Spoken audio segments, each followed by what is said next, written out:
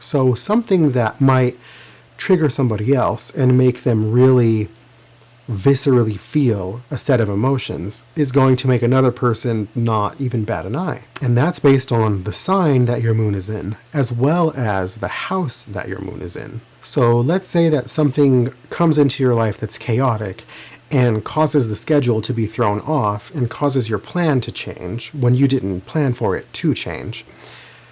The Virgo moon and the 6th house moon is going to be thrown off by that more than anyone else. But if you have, say, a Sagittarius moon or an Aquarius moon, you might secretly deep down be a little bit thrilled by the fact that something is throwing off the schedule and creating chaos, because your moon is like, yes, finally I get to break free of these confines. And this is one of the things that is so telling in somebody's chart, because their moon is really going to be at the core of what they physically embody. A person won't necessarily be able to deny what their moon does to them. They can hide it because you don't really see someone's moon until you live with them, until you're in a relationship with them, until they get intoxicated and have a deep conversation with you at the end of the night. Unless it's like conjunct to their sun, because then it's going to be the same energy as their sun, so you're going to see it. Or if it's in their 1st house, then it will really show up outwardly. Or if it's on their midheaven, it'll also show up outwardly. But as a general notion, it is something that is more hidden or reserved. The moment when you very first wake up, that is when you can feel your moon sign in its raw form. Really, your moon is your automatic response, your instincts, and of course your emotions. So it governs your subconscious patterns, which is sort of how your body is going to animalistically react to everything that is without you even realizing that that's happening. It is your baseline emotional state, especially when you are not performing or putting on. So when you are just sort of at your raw core, when you are alone, especially, and especially when something triggers you, that is when your moon sign is going to show up the most. So out of all of the things that you can look at in your chart, the moon would probably be the best representation of your physicality, because your emotions are such a visceral response to stimuli. You feel your emotions, depending on who you are, in your chest, in your stomach, in your hands, in your head, in your neck.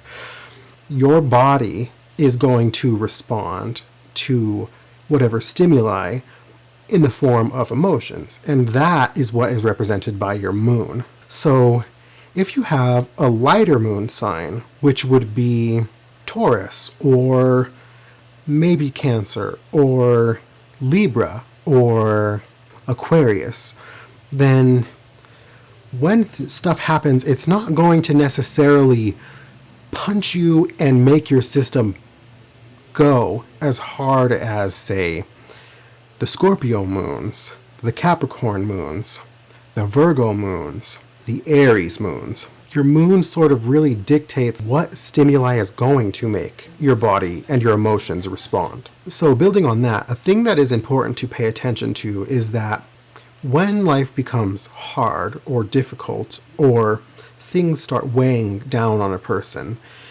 the average person and the majority of people are going to drop into their moon sign, and they are going to become animalistically inclined towards the instincts that their moon defaults to, which is a fancy way of saying when shit gets tough, people tend to just become their moon sign. They disregard their sun sign and they act based on these instincts. And usually it doesn't look that polished and it doesn't result very well.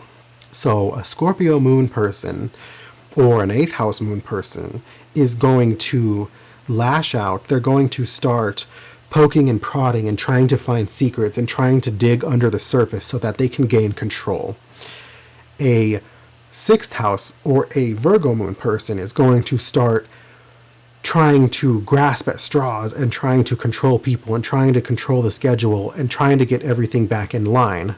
A Sagittarius moon person is going to just be like, I'm out, I'm leaving, I'm going to find something higher and better and new than whatever I am experiencing here. A Taurus moon person is going to be like, okay, screw this, I'm going back to my values, I'm going back to what I like, I'm indulging, I'm not doing this with you people, I'm going to do what it takes to make me feel good and right, and I'm not paying attention to the outside world. An Aquarius moon person is going to be like, I am literally going alien, I'm going for something completely new, completely different than I've ever seen, something higher, better, more, something that connects with my idea of what is the highest good, because none of anything that's happening is fitting this. A Capricorn moon person is going to be like, I'm going to level up. I'm not doing this. I don't need to feel all these nasty, petty little emotions. I'm better than that. I'm more than that. I'm higher than that. A Gemini moon person is just going to be like, it's funny. Everything's funny. Like, everything's just a joke. Like, ha ha ha. Like, I'm just going to make this into a playful thing. An Aries moon person is going to be like, I'm about to confront you right now because what you're doing is bullshit. According to who? Me. So this very animalistic and physical body that is responding to its emotions type of response is what you are going to see from a person when shit hits the fan. Unless they are a very evolved, very integrated person who knows that about themselves, which most people don't. And people can do this for years. People can go off the deep end and just become their moon sign. And when you become your moon sign, you sort of become like the negative traits of that sign.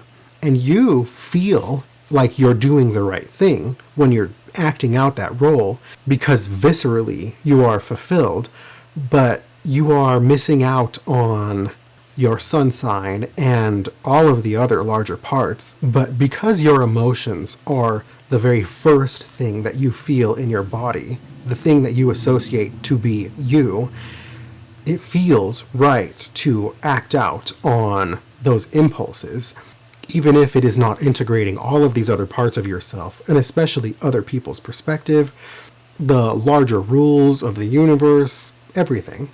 So there's not really a get out of jail free card. Just because your moon is conjunct your sun doesn't mean that when that pattern plays out in you, it's going to be any better than anybody else. Some people do have an afflicted moon, a moon that has a lot of negative aspects. Some people have a more positive and buoyant type of moon. It's just, at some point, everyone's emotions gets the better of them, right?